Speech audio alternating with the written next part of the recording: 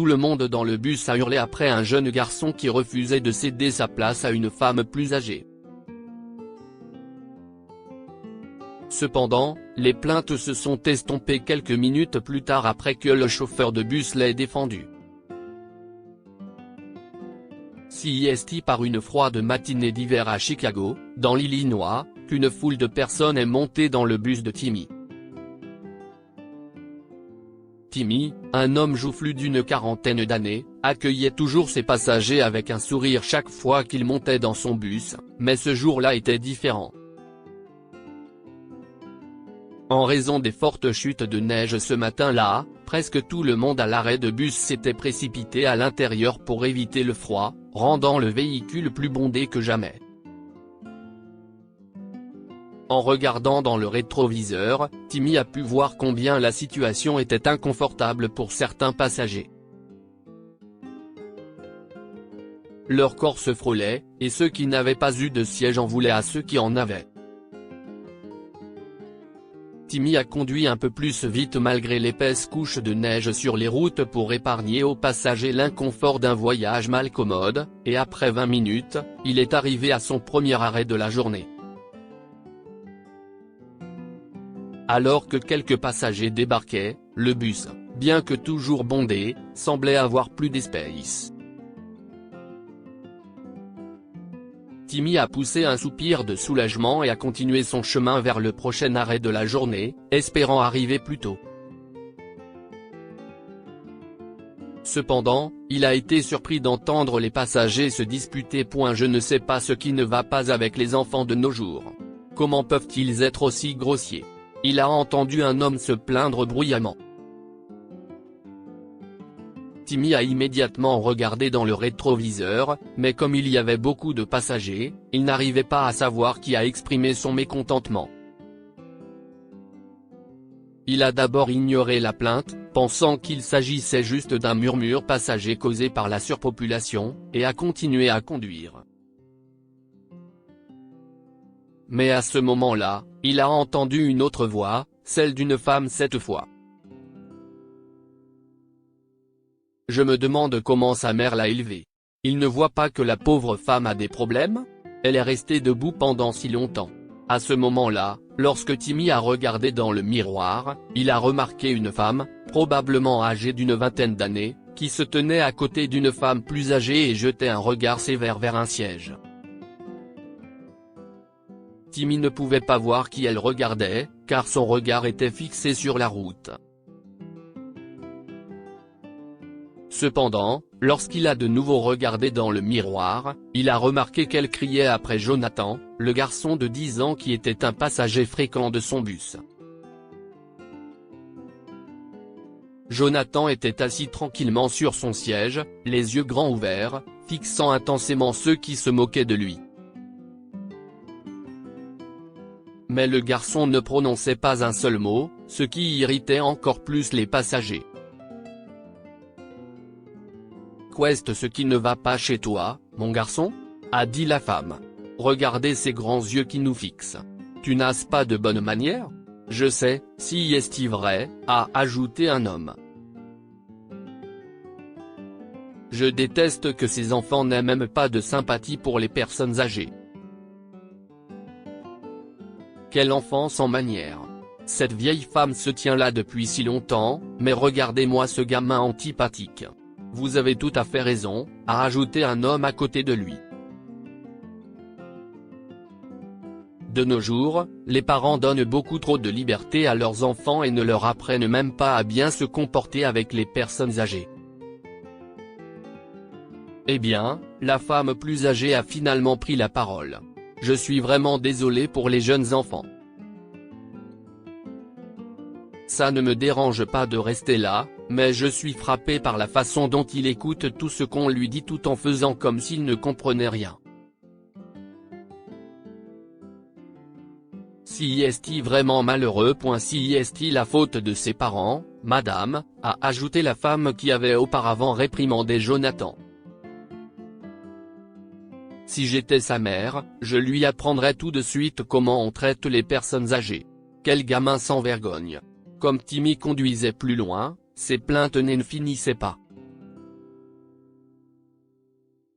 Certains se moquaient de la grossièreté de Jonathan, d'autres mettaient en doute son éducation. Mais malgré les insultes, le jeune garçon ne prononçait pas un mot. Il était assis en silence sur son siège, intimidé par les passagers et le dévisageant. À un moment donné, Timmy en a eu tellement assez de la voix des passagers ridiculisant le jeune garçon, qu'il a dû appuyer les freins et s'arrêter brusquement. En s'arrêtant, le véhicule a subi une brusque secousse, qui a temporairement mis fin aux plaintes des passagers et les a dirigés vers Timmy. « Qu'est ce qui ne va pas chez vous ?» lui a lancé un homme. « Vous voulez tous nous tuer? Vous ne savez pas conduire correctement? Si est une journée tellement bizarre. Je le jure. » Une femme a ajouté. D'abord, le bus est bondé comme tout et puis tout ça point mais ce n'est pas ma faute, a interrompu Timmy en redémarrant le bus. Vous vous êtes disputé si fort que je n'arrive pas à me concentrer sur la conduite. Et pourquoi criez-vous après ce petit garçon pour qu'il se lève? Vous pourriez peut-être être un peu plus compréhensif avec lui. Vous n'avez pas à le défendre pour ses méfaits, a poursuivi la femme âgée.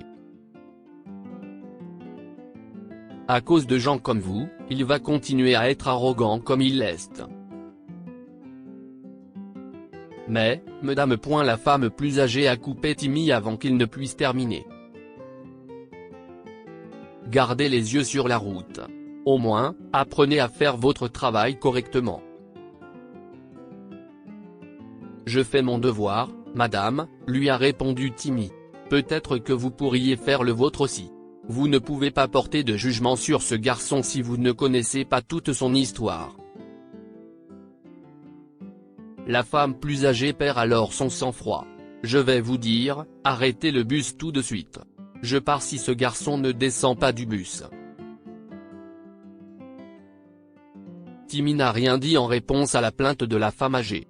Il a continué à conduire jusqu'à l'arrivée du deuxième arrêt, auquel il s'est lentement levé de son siège, a pris une paire de béquilles dans le coffre du passager et s'est dirigé vers le siège de Jonathan. Il a souri au garçon et lui a fait signe en langage gestuel qu'il était arrivé à son arrêt. Jonathan lui a rendu son sourire et l'a remercié d'un geste. Il est ensuite sorti du bus en utilisant ses béquilles. Après le départ du garçon, Timmy s'est tourné vers la femme plus âgée et lui a raconté toute l'histoire. Ce garçon est muet et boiteux, madame. Sa mère est un parent éloigné. Le garçon voyage dans mon bus presque tous les jours. Je le connais bien. Après que Timmy a dit la vérité sur le garçon, tous les passagers se sont tus. Oh, mon Dieu, s'exclamait la femme âgée. Je suis vraiment désolé. Je ne savais pas que ce garçon était muet. Savez-vous où vit sa mère? A-t-elle demandé à Timmy. Je voudrais m'excuser auprès d'elle. Bien sûr, madame. Et la prochaine fois, s'il vous plaît, ne jugez pas quelqu'un juste comme ça. J'espère que les autres le comprennent aussi, a dit Timmy en tendant à la femme une note qui contenait l'adresse de Jonathan. La femme âgée, qui s'appelait Felicia Smith, a rendu visite à Jonathan et à sa mère le lendemain et a appris qu'il menait une vie misérable dans un 2 pièces délabré dans un quartier malfamé de Chicago. Il s'est également avéré qu'elle avait fui son mari violent et n'avait pas assez d'argent pour payer le traitement de Jonathan.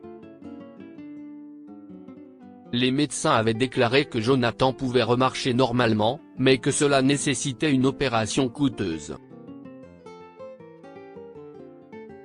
Felicia, qui était auparavant chirurgienne, a contacté certains de ses amis médecins et a fixé un rendez-vous pour Jonathan. Elle a également lancé une page GoFundMe pour aider financièrement la mère et le fils. Grâce à son aide, Jonathan a pu être soigné dans un bon hôpital. Sa mère, Anna, l'a remercié plusieurs fois d'avoir été un sauveur dans leur vie en faisant soigner Jonathan et en faisant en sorte qu'elle travaille comme concierge dans un hôpital. Cependant, Anna ne sait toujours pas ce qui s'est passé entre Jonathan et Felicia dans le bus.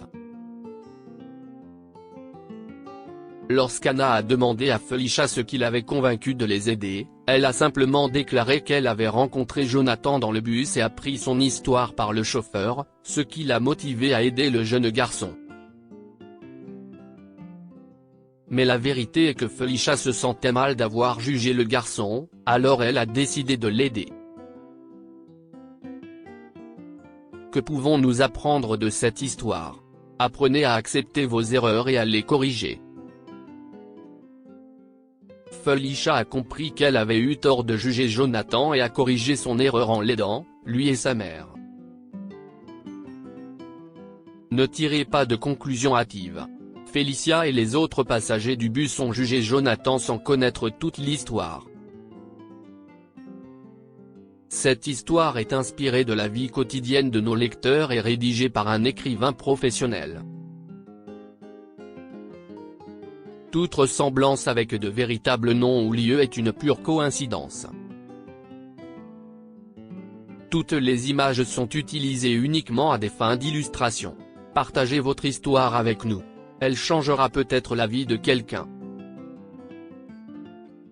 Si vous souhaitez partager votre histoire, envoyez-nous un mail à info@amomama.com.